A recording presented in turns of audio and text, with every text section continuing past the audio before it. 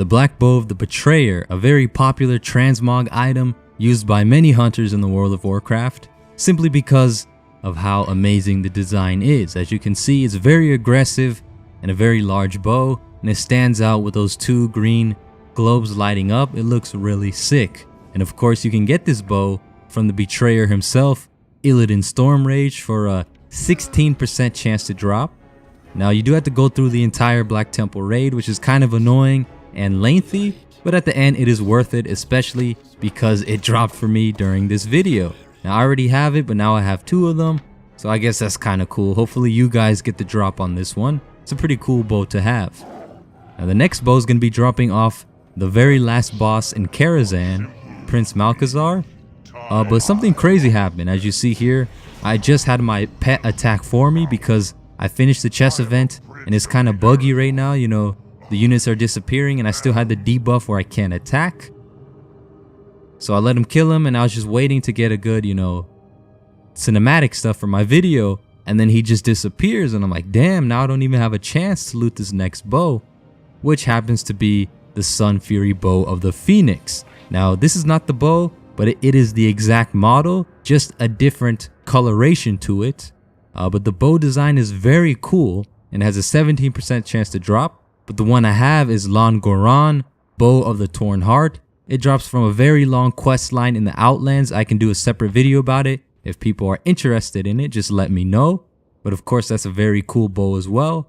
And then we have the Skyfire Hawk-Bow, which is kind of similar. It kind of has a coloration that the other bow would have. But I really like this one. And the string, for some reason, looks really cool on the design of this bow. One of my favorites, you know, very simple, but it just looks classy and clean to me. And of course, has an 18% chance to drop off the Warbringer here in the Shattered Halls dungeon.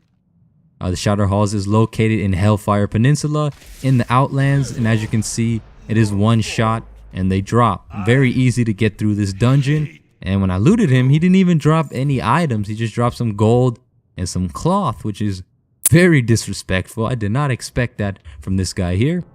And the next bow comes from Broodlord Lashlayer in the Blackwing Lair raid, very old school dungeon. As you can see, it's very easy to kill as well, and this annoying room of suppression, which slows your movement speed down by like 80%. And yes, I do have the bow equipped, as you can see. Very nice bow. It is called the Heartstriker, and it has a low 9% chance to drop. And this bow, it has a really cool design, but it kind of depends on the environment around you. As you can see, the background kind of matches too much with the bow, so it doesn't really stand out much. But when you go to a different environment, you're able to see that it pops out with the contrasting colors, and that's why I picked it. It looks very cool on how it pops out, stands out. Very nice bow there. And the last one for this video, gonna be the legendary bow from Sunwell Plateau, the raid out here. And of course, it comes from the very last boss. We all know him, and once you kill him, he goes sucking down in this hole. You'll get your chance to collect this legendary bow, which does kind of look like the artifact weapons in Legion. It kind of has the same similar design to it. Kil'jaeden has a very low chance to drop this bow if you're lucky. It is a pretty low at 7%, which is low in general, but for a legendary item, that's kind of a high chance to drop. But you see, it looks very cool. It stands out.